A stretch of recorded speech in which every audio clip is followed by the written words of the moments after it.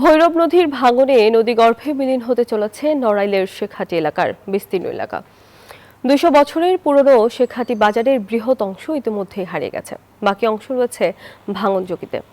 নদী ভাঙন থেকে ভিটেমাটি রক্ষায় সরকারের কাছে দাবি জানিয়েছেন স্থানীয়রা। ভাঙন রোধে ব্যবস্থা নেওয়ার আশ্বাস দিয়েছে পানি উন্নয়ন বোর্ড। খায়রুল আরিফিন রানার তথ্যচিত্রে ডেস্ক রিপোর্ট। নড়াইলে ভৈরব নদীর ভাঙন তীব্র আকার ধারণ করেছে। সদর উপজেলার শেখাটি তপনবাগ গ্রামের অন্তত ১ কিলোমিটার এলাকা ভাঙনের মুখে। পানি উন্নয়ন বোর্ডের অস্থায়ী প্রতিরক্ষা ব্যবস্থাও ভাঙনের কবলে। বৈরাগী ঘাট থেকে শ্মশান ঘাট পর্যন্ত এলাকা থেকে একে একে নদী গর্ভে হারিয়ে যাচ্ছে। বসুন্ধরা টিস্যু অশুদ্ধতার বিরুদ্ধে এক বিন্দুও ছাড় নয়। স্থানীয়রা জানান, বর্ষা এলেই পানি প্রবাহের ব্যাপকতায় বৃদ্ধি পায় ভৈরবের স্রোতের ক্ষিপ্রতা, তীব্র হয়ে ওঠে ভাঙন পরিস্থিতি।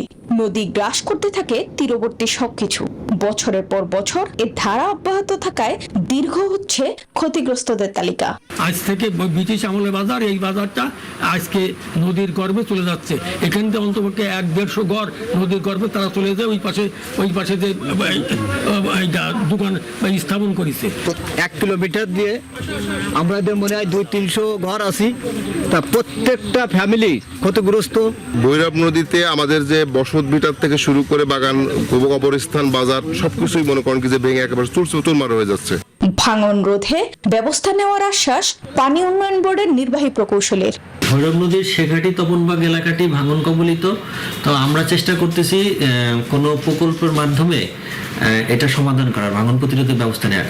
শেখাটি তপনবাগ গ্রাম জুড়ে কয়েক দশকের অব্যাহত ভাঙন বিগত ৫ বছর যাবৎ তীব্র আকার নিয়েছে। Desk report, news 24।